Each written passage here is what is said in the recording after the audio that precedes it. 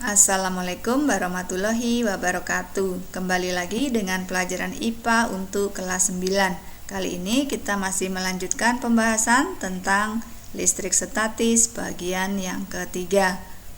Untuk pertemuan kali ini kita akan membahas dua sub materi yang terakhir, yaitu tentang aplikasi listrik statis dan hewan penghasil listrik. Kita mulai yang pertama dengan aplikasi atau penerapan listrik statis.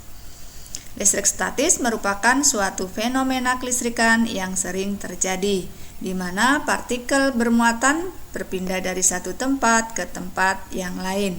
Prinsip listrik statis banyak diterapkan dalam kehidupan sehari-hari. Berikut ini ada beberapa bentuk penerapannya. Antara lain, yang pertama adalah alat pengendap atau penggumpal asap cerobong pabrik. Alat ini digunakan untuk membersihkan udara yang keluar dari cerobong asap. Terdiri dari dua plat logam datar dan kawat vertikal. Kemudian, partikel asap yang mengalir melalui cerobong asap akan terinduksi sehingga menjadi bermuatan. Ada yang bermuatan listrik positif dan ada yang bermuatan listrik negatif. Selanjutnya, partikel asap ini akan tarik-menarik sehingga membentuk partikel yang lebih besar dan berat. Kemudian jatuh ke dasar cerobong. Kita lanjut alat yang kedua, yaitu cat semprot. Teknik pengecatan juga menggunakan prinsip kerja muatan listrik statis. Cat semprot biasanya digunakan untuk menyemprot atau memberi warna pada mobil atau benda-benda yang lain. Agar mobil atau benda dapat dicat dengan rata, maka badan mobil atau benda diberi muatan listrik yang berbeda dengan muatan listrik pada cat. Cat yang disemprotkan diberi muatan listrik yang berlawanan dengan benda yang dicat, sehingga butir-butir cat yang disemprotkan akan tertarik pada benda yang dekat.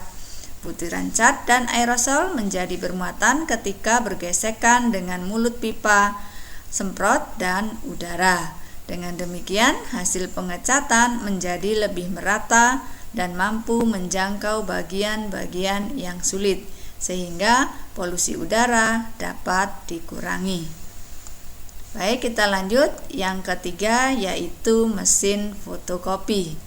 Mesin fotokopi memanfaatkan konsep listrik statis dan optik.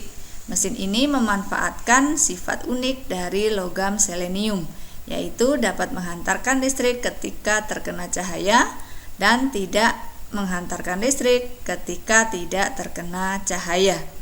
Mesin fotokopi menggunakan daya tarik muatan listrik yang berbeda.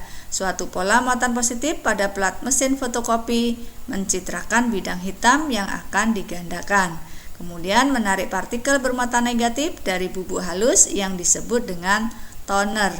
Selembar kertas diletakkan di atas serbuk dan kemudian diberi muatan positif, sehingga bagian kertas salinan akan memiliki muatan positif pada bagian di mana ada tulisan atau gambar pada halaman aslinya. Bagian halaman ini akan menarik tinta fotokopi dan membuat halaman salinan yang mirip dengan halaman aslinya.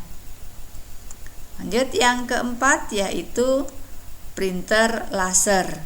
Pada printer laser, pada saat drum yang bermuatan positif berputar, laser bersinar melintasi permukaan yang tidak bermuatan.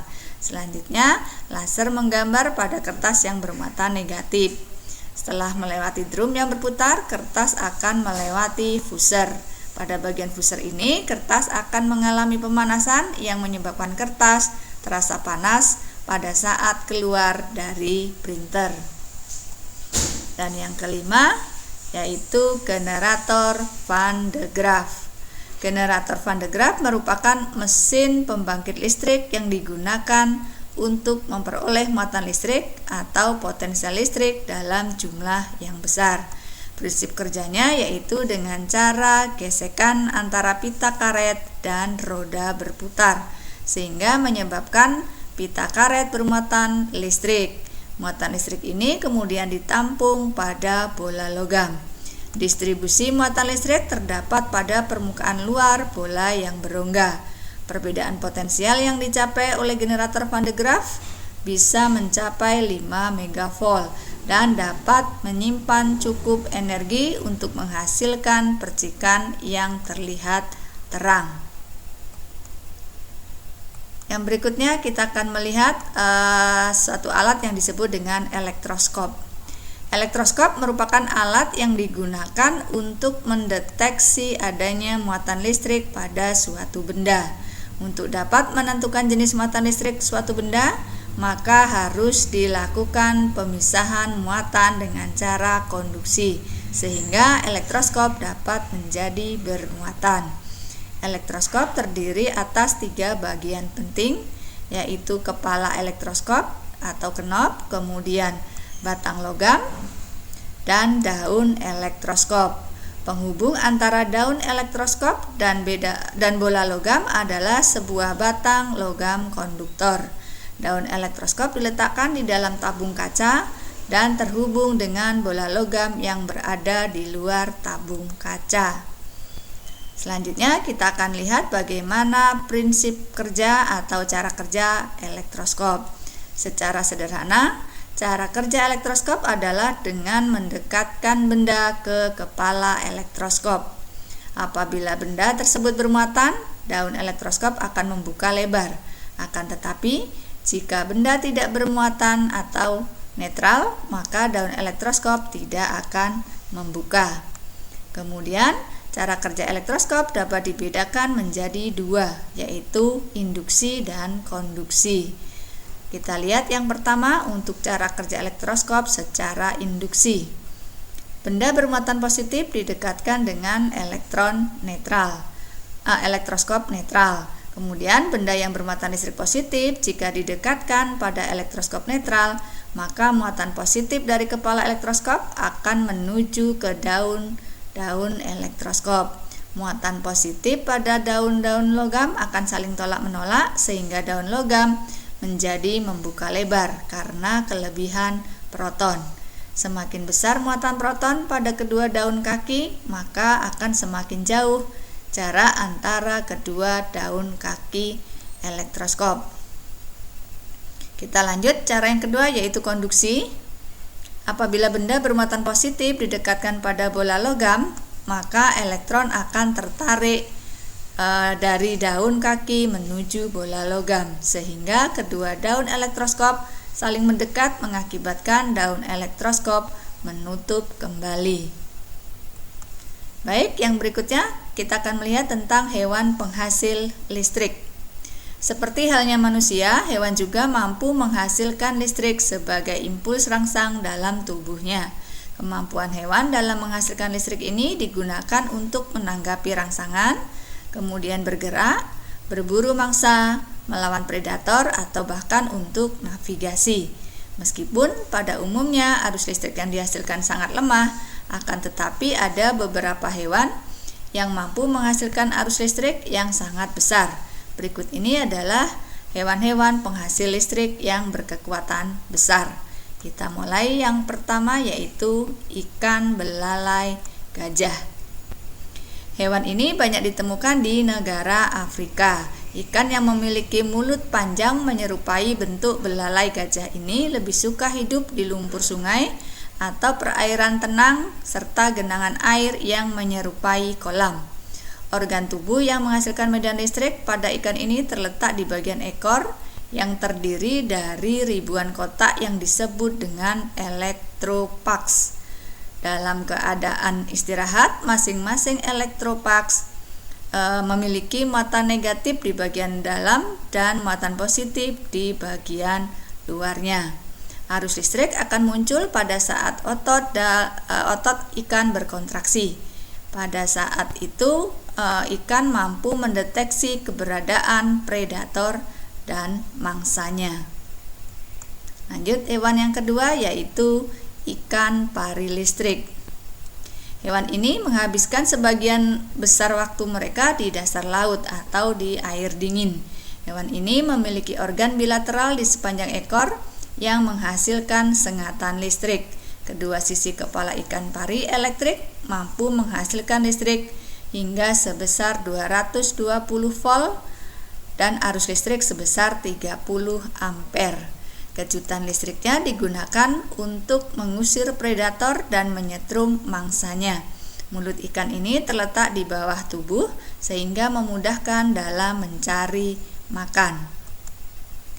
Lanjut yang ketiga yaitu ikan hiu kepala martil. Hewan ini mampu mengendalikan tegangan di setiap muatan listrik di dalam tubuhnya. Organ produksi listrik terletak di kedua sisi kepala dan bersama-sama menghasilkan tegangan listrik sampai 220 volt. Hiu kepala martil memiliki ratusan ribu elektroreseptor atau sel penerima rangsang listrik. Hiu ini menjadi satu-satunya hiu yang memiliki sensitivitas listrik terbesar yang dapat mendeteksi sinyal dari 0,5 miliar volt hewan lainnya dan memudahkannya mencari mangsa. Lanjut yang keempat yaitu echidnas. Echidnas merupakan hewan berduri yang memiliki moncong memanjang, berfungsi sebagai mulut dan hidung. Moncong ini juga mengirim sinyal-sinyal listrik yang membantu mereka menemukan serangga untuk dimakan. Elektroreseptor echidnas terus-menerus dibasahi agar lebih mudah untuk menghantarkan listrik. Dan yang terakhir, yang kelima yaitu belut listrik.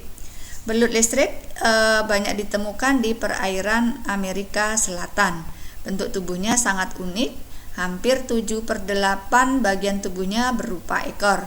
Di bagian ekor inilah terdapat baterai-baterai kecil berupa lempengan horizontal dan vertikal. Jumlahnya sangat banyak, lebih dari 5.000 buah.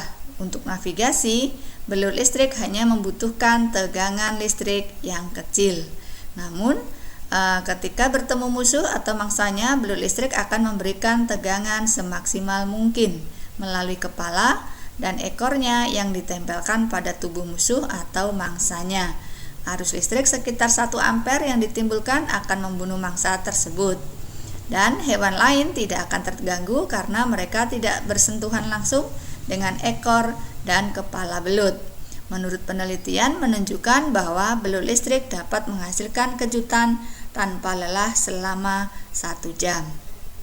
Baik, demikian tadi pembahasan kita tentang aplikasi listrik statis dan hewan penghasil listrik. Kita akan lanjutkan kembali pada pertemuan yang akan datang. Saya akhiri, wassalamualaikum warahmatullahi wabarakatuh.